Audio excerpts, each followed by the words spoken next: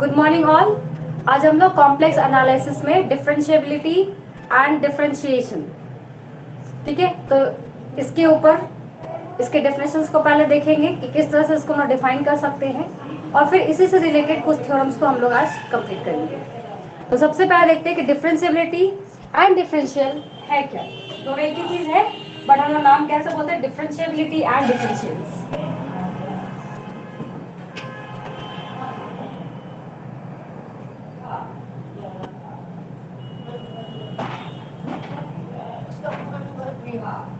and differentials.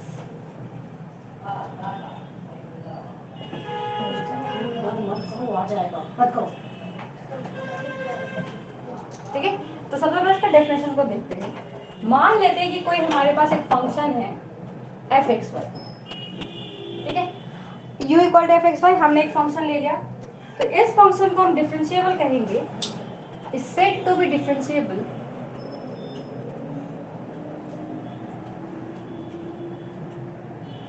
लेकिन differentiable है तो वो जरूरी किसी डोमेन में के किसी पॉइंट पे होगा। तो बोलते हैं u equal to f x y is said to be differentiable at a point. तो पहले हम एक पॉइंट डिफाइन कर लेते हैं। मान लेते हैं पॉइंट मैंने क्या है, a कॉमा b, ठीक है। इस पॉइंट पे ये क्या है, डिफरेंशिएबल होगा। तो पॉइंट अगर a कॉमा b ना लेके हम अभी एक्स वाई ही रखते हैं, at a point x y of its domain, तो अब ये कोई भी पॉइंट हो सकता है।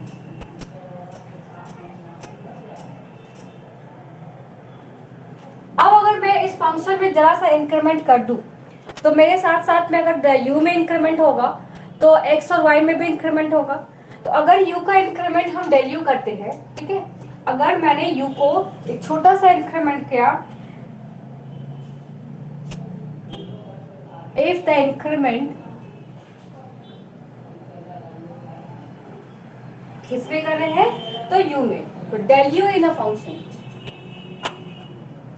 del u in the function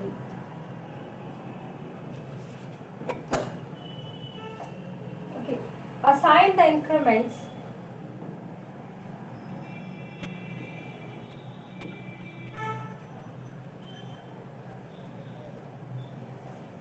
find the increment del x and del y किसमें असाइन करेगा, इन x एंड y में। तो अगर हम u में थोड़ा सा इंक्रीमेंट कर रहे हैं del u, तो ऑटोमेटिकली मेरे x और y पे भी इफेक्ट पड़ेगा और x मेरा इंक्रीमेंट होगा del x और यहाँ पे y मेरा थोड़ा इंक्रीमेंट होगा del y के फॉर्म में।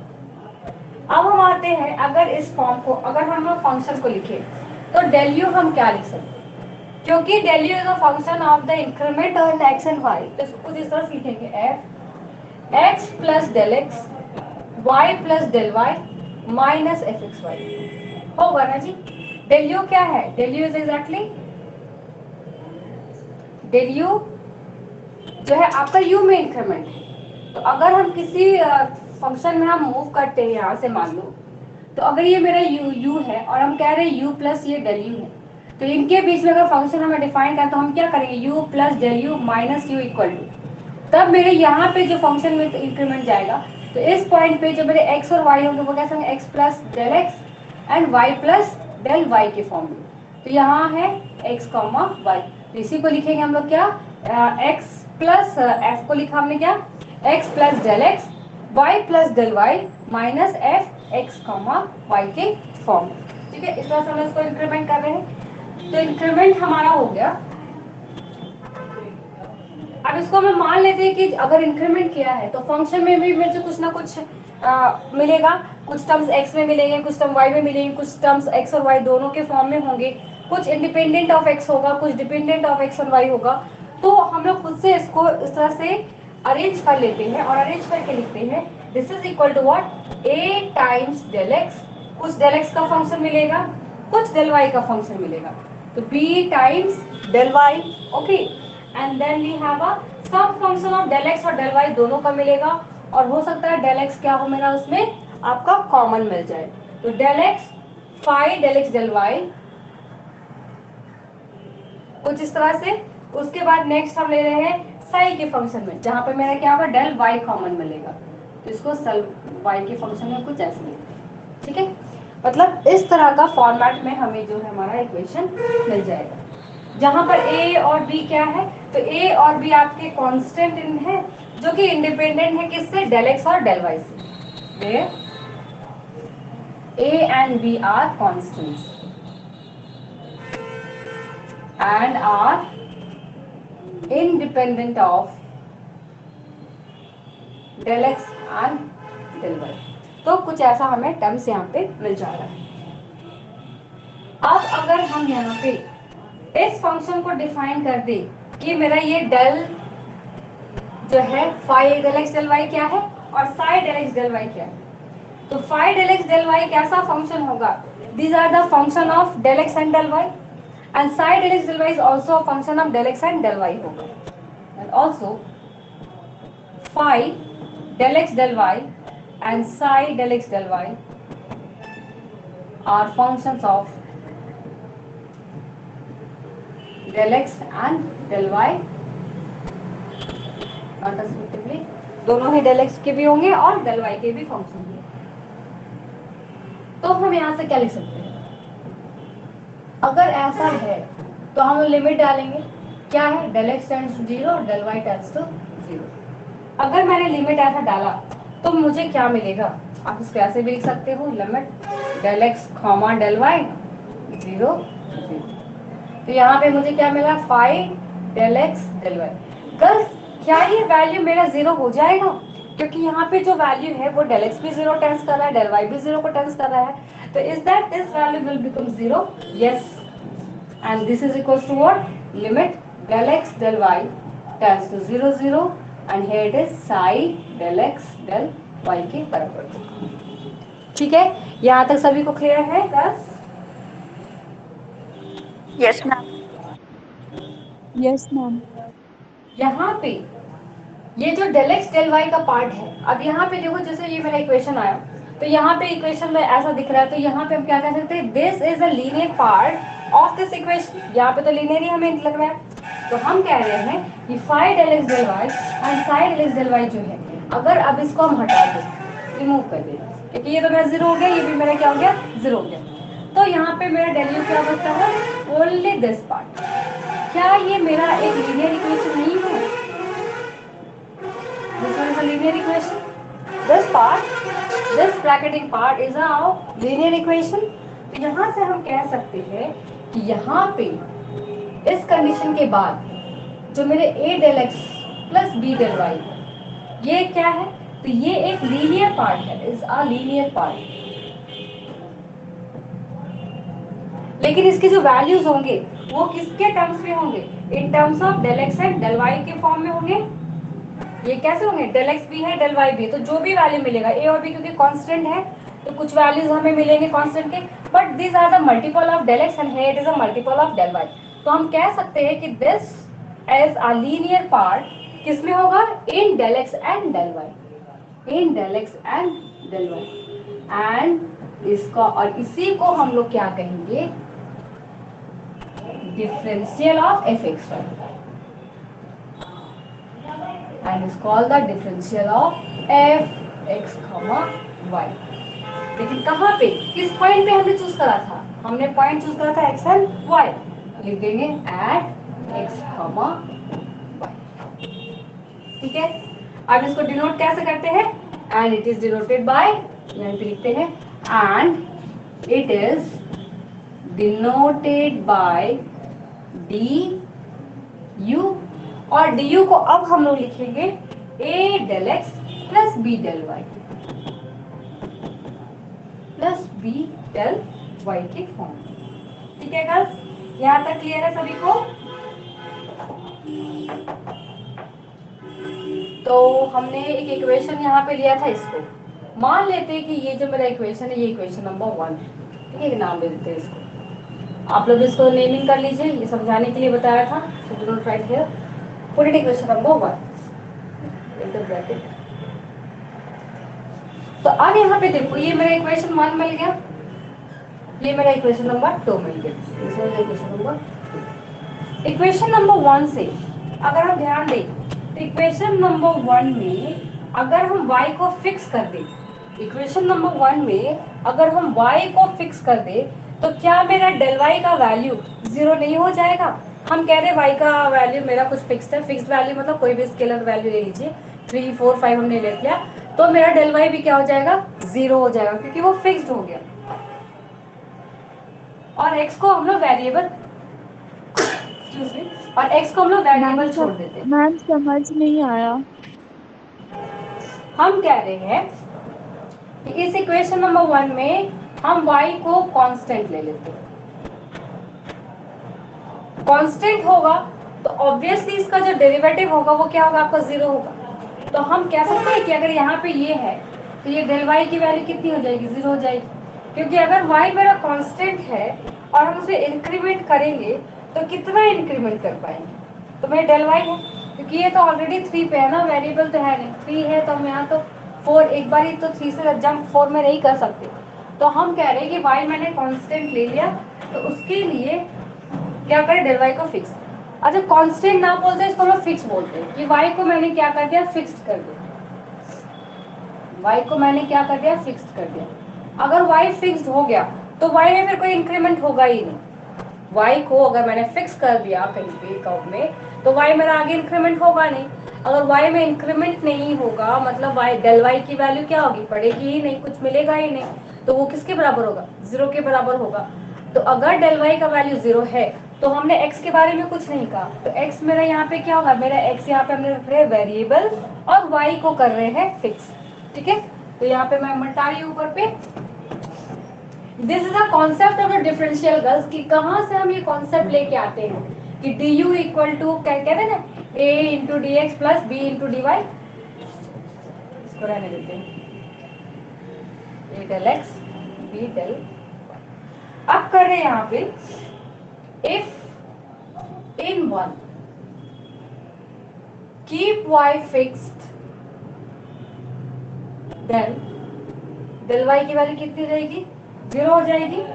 और इसीलिए and x is variable and x as variable.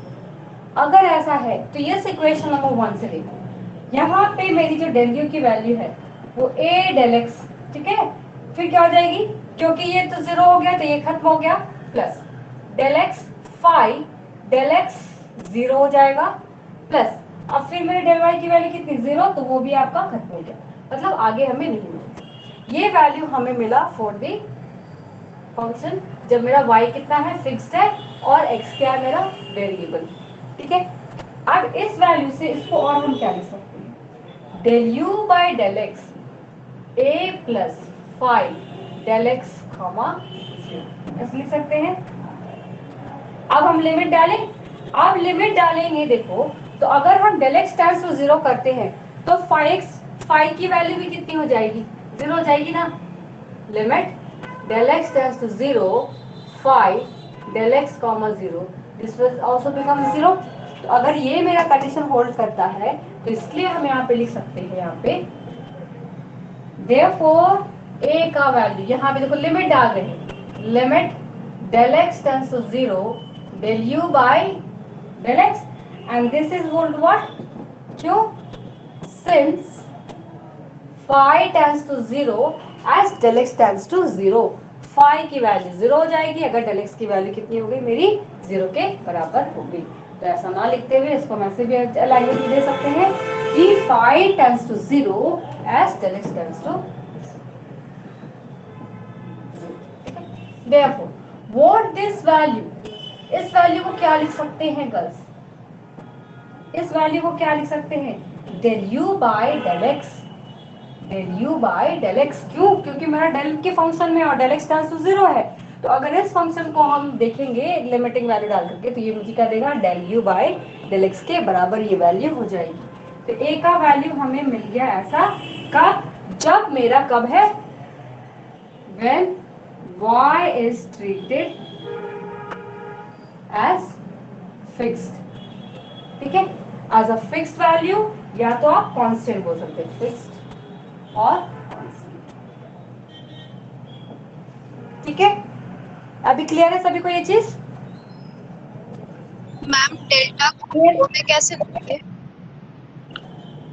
Delta को do do u do by do x में कैसे बदले? हाँ, ये आपका जब लिमिटिंग वैल्यू चेक करते हैं ना इसको, तो इसको हम लोग फिर del u by del x के फॉर्म में लिखते हैं, क्योंकि अगर ये वैल्यू है मेरा, तो देखो जब डिफरेंशिएशन में हम लोगों ने डेफिनेशन डिफाइन किया था, तो हम लोगों ने क्या कहा था, हम लोगों ने कहते था फर्स्ट डेरिवेटिव जब हम लिखते हैं, तो फर्स्ट डेरिवेटिव को हम लोग क्या लिख सकते हैं, partial derivative, we are doing the partial derivative, so partial derivative is always equals to what, del u by del x, we are not doing the ordinary differentiation, हम नहीं कर रहे हैं, we are doing the partial differentiation, okay.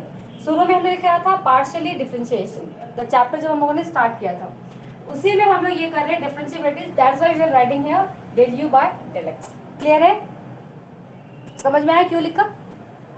Yes ma'am. Okay. अब हम कह रहे हैं इसी चीज को अगर हम रिपीट कर दे वापस से, जब हमने x को फिक्स करेंगे और y को हम लोग वेरिएबल ले ले, इसी चीज को रिपीट कर रहे हैं by taking x fixed and y as a variable, तो यहाँ से ये वैल्यू मुझे क्या मिल जाएगा। तो सिमिलरली करके आई एम राइटिंग है, आप लोग उसको अगर करना है तो फिर से बना करके लिख के देखिए ना कितना आता है, ठीक है। Similarly treating x a fixed value and y as variable then हमें मिलेगा b का value del u by del y के बराबर। I am not going to prove this one, okay, I am just writing similarly. अब ये value हमें मिल गया, तो इक्वेशन नंबर 1 से देयरफॉर फ्रॉम 1 से मुझे क्या मिल जाएगा, बस 1 के इक्वेशन में अगर हम लिमिट डाले तो लेफ्ट हैंड साइड की वैल्यू जो है मेरी वो डी में कन्वर्ट होगा। क्यों डी में, क्योंकि हमने यहाँ पे लगा रखा था del x tends to zero, जब ये वाली वैल्यू लगाएंगे तो हम लिखेंगे del y tends to zero, और जब हम इक्वेशन नंबर 1 में डेल एक्स और डेल वाई की वैल्यू पुट करेंगे जीरो, तब मुझे लेफ्ट हैंड साइड में क्या हो जाएगा, डी मिलेगा, और राइट हैंड साइड में हमें मिलेगा ए की जगह पे del u by del x की वैल्यू। तो ये कितना हो जाएगा, ये हो जाएगा del u by del x into d x plus del u by del y into d y. अब देखो ये फॉर्मूला हम लोगों ने कहाँ पढ़ा था, डिफरेंशिएशन में पढ़ा था, लेकिन इसकी वैल्यू हमें कहाँ मिल रहा है, कॉम्प्लेक्स में, but it is again a part of differentiation. Clear है गर्ल्स? अभी तक हम लोग बहुत अच्छे से ये वाला यूज करते थे, याद आ रही है? तो हमें मिल गया डी यू का वैल्यू इतना, तो यहाँ पे हम क्या कहेंगे, यहाँ कहेंगे hence, we will write hence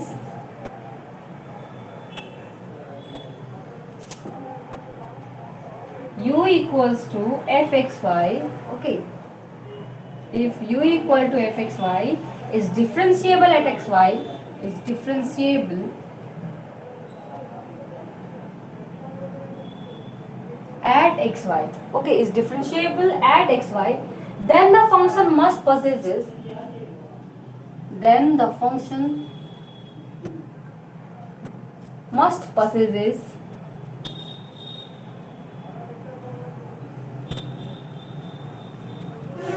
the partial derivative fx and fy, the partial derivatives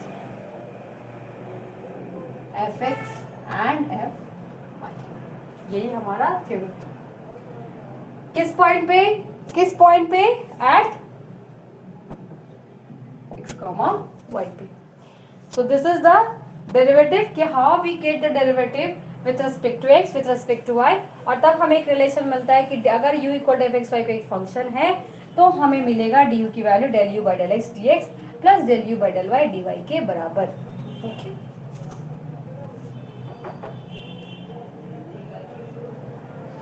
हो गया, आगे बढ़ू गर्ल्स?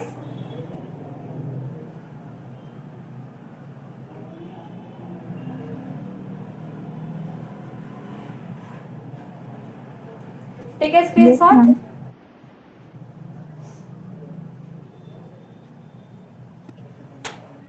अब आते हैं थ्योरम के ऊपर,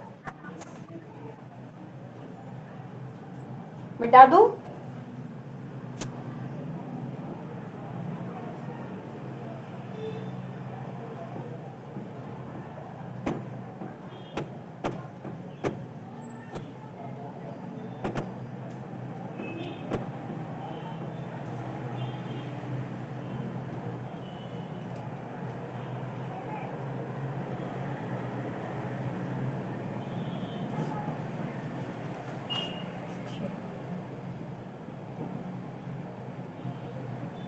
the function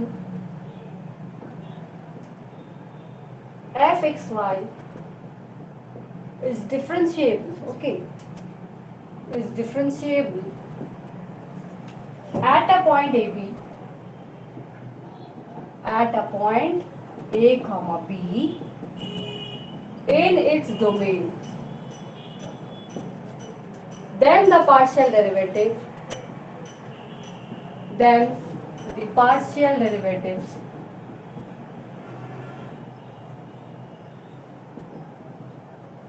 fx and fy both exist and are finite.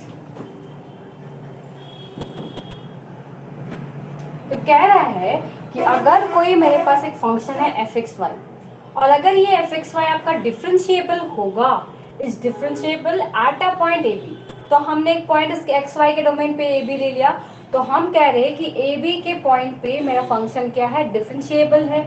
और डिफरेंशिएबल कोई फंक्शन कब होता है, जब वो एग्जिस्ट करता है। और हम लोगों ने दिखाया था fx और fy निकाल के किस तरह से हम लोग एग्जिस्टेंस दिखाते हैं। तो differentiable at a point ab in इस domain, then the partial derivative fx और fy दोनों क्या होंगे, उसके एग्जिस्ट करेंगे और दोनों के दोनों क्या होंगे, फाइनाइट करेंगे। तो इसके ऊपर प्रॉब्लम हम लोगों ने लास्ट क्लास से बना लिया था, आज इसको हम लोग प्रूव करते हैं।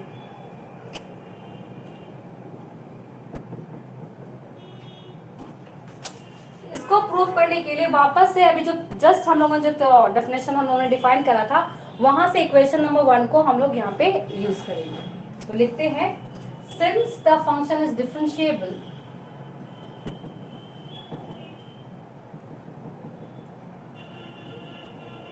कहाँ पे, at a point a b, तो हमें क्या मिल जाएगा, हमें मिलेगा f a plus h b plus k equals to minus f of a b equal to, ये हो जाएगा a h b k phi h k psi H के। देखो अभी तुरंत हम लोगों ने एक इक्वेशन लिखा था और वहां पे हम लोगों ने लिखा था कि डेल यू इक्वल टू, ये लिखा था ना, del u equal to what, a del x b del y, और फिर यहाँ लिखा था हमने del x phi del x del y, और फिर लिखा था del y psi del x del y की फॉर्म में। इस तरह से हम लोगों ने लिखा। अब हम यहाँ कह रहे हैं कि मैं जो फंक्शन वो डिफरेंशिएबल है at a point a b, ये तो हमें दे दिया गया है। क्योंकि ये फंक्शन डिफरेंशिएबल है तो इसके जो वैल्यूज होंगे, तो ए यहाँ हम लोग एच और के, हम यहाँ पे डेल यू और डेल एक्स ले रहे हैं, डेल एक्स डेल वाई, तो डेल एक्स डेल वाई ना लेते हुए हम उसको एच और के फॉर्म में ले रहे हैं। तो कह रहे हैं f a plus h b plus k minus f a b, तो यहाँ पे ये डेल यू ना लिख के आप क्या लिखोगे, del u plus u minus of u, ये लिखते हैं ना, del u plus u minus of u will get the del u here.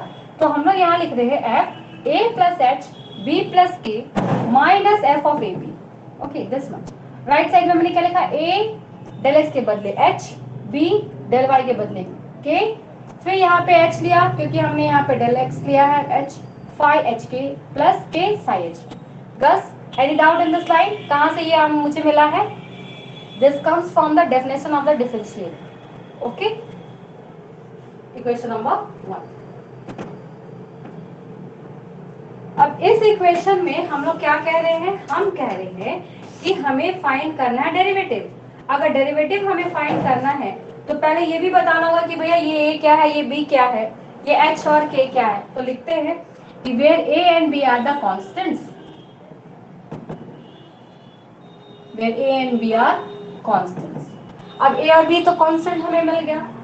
अब और क्या है, क्या ये डिपेंड करते हैं एच और के पे, तो इसके जस्ट पहले भी हम लोग लिखा था कि del x and del y sorry a and b are independent of del x and del y. तो यहाँ अगर एच और के हम लेते हैं तो h and k are also independent of sorry a and b are constant and also independent of h and k, constant independent of h and k, h और के ऊपर बिल्कुल भी डिपेंड नहीं करेंगे। अब यहाँ पे कहते हैं कि ये फाई एच के और साई एच के क्या है, एंड फाई एच के एंड साई एच के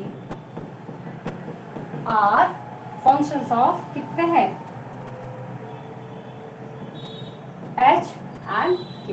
ये फंक्शन होंगे किसके, एच के और के होंगे। इसीलिए डेफिनेशन से देयरफॉर लिमिट एच के टेंड्स टू 0 0, ठीक है, फाई एच के की वैल्यू कितनी 0 और ये वैल्यू कितनी के बराबर है, लिमिट एच के टेंड्स टू 0 0 साई एच के। All this comes from the definition. अभी तक सब हम डेफिनेशन को ही अप्लाई कर रहे हैं यहाँ पर। अब हम यहाँ पे पुट करते हैं k का 0 और करते हैं h को वेरिएबल मानते हैं। तो यहाँ लिखते हैं now putting k equals to 0, okay, now putting k equals to 0 and taking h tends to 0, limit डाल देंगे हम लोग h tends to 0। अगर यहाँ पे ये चीज डाल दे तो देखो ये वाला टर्म तो ऑलरेडी मेरा खत्म हो गया है, हमें क्या मिलेगा, सिर्फ ये दो टर्म मिलेगा। तो क्या मिल रहा है, limit h tends to 0 f a plus 0 comma b, k तो खत्म हो गया, माइनस f, और यहाँ पे देखो अब a और b की वैल्यू है तो a और b ऑलरेडी रह जाएगा, ठीक है, इक्वल टू क्या हो जाएगा, a into h, limiting h tends to 0, यही है ना। अभी तक हम कह रहे हैं h टेंड्स टू 0, यहाँ पे due to k equal to 0 है, ये मेरा क्या हो जाएगा, खत्म हो गया, और ये दोनों तो ऑलरेडी हमने यहाँ पर दिखा दिया है कि ये 0 के बराबर है। तो हमें मिल गया कि limit h tends to 0 f a plus 0 comma b minus f a b equal to limit h tends to 0 a into h। अब ये h को इधर ले आएंगे तो मुझे क्या मिल जाएगा, this simply a equal to what, limit h tends to 0 f a plus 0 comma h minus f a b divided by h। लिख सकते हैं ऐसा, सॉरी यहाँ पे b है ना, this one is b, a, ठीक है। अब यहाँ पे a प्लस 0 ना लिख के यहाँ पे h भी लिख सकते हो, क्योंकि हमने क्या किया, h को टाइम्स किया 0 के बराबर, तो यहाँ पे h को भी रहने देते हैं क्योंकि हमने लिमिट अभी नहीं पुट किया है। So now this one we are getting the value of a, और a क्या है, what this a is your derivative of function with respect to x। तो देयरफॉर fx इक्वल टू क्या है, a के बराबर, और fx किसका है, a एंड b का फंक्शन। तो fx a b अच्छे से लिख लेते हैं इसको, equal to a and this is equals to what, f of a plus h comma b minus f a b divided by h। अब देखिएगा हम लोगों ने डेफिनेशन डिफाइन लिखा था कि derivative partial derivative with respect to x कैसे define करते हैं, fx a b equal to f a plus h comma b minus f a b divided by x। हम लोग ये अभी तक यूज करते आ रहे थे, लेकिन ये कॉन्सेप्ट कहाँ से आया, अभी क्लियर हुआ कैसे लेते हैं ये चीज। Any doubt girls, any doubt, do reply. Okay, तो सिमिलरली b को क्या लिखेंगे, b को क्या लिखेंगे, f of y a b, and this is what, f limit k tends to 0 f a comma b plus k minus f of a b divided by k के बराबर। तो ये हो जाएगा मेरा partial derivative with respect to, I hope अभी दिख रहा है सभी को, कोई कट नहीं रहा। ओके बस, तो ये हमने आज देख लिया हमारा डेफिनेशन कि कैसे हम लोग partial derivative with respect to x और partial derivative with respect to y को डिफाइन करते हैं इन डिफरेंशिएशन।